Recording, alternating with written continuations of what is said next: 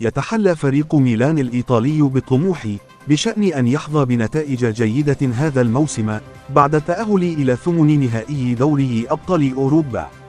وبدأت إدارة النادي في تجديد الاهتمام بضم النجم المغربي حكيم زياش من صفوف تشيلسي الإنجليزي.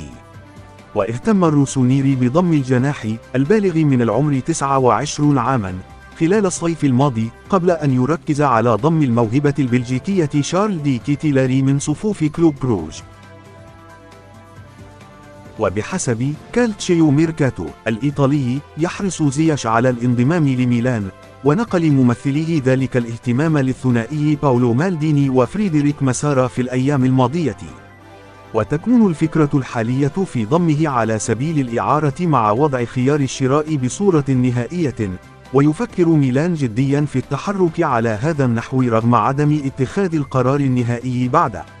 يذكر أن ميلان يبحث عن تدعيم صفوفه في شهر يناير في ظل منافسته الشديدة مع نابولي على لقب الدوري الإيطالي هذا الموسم.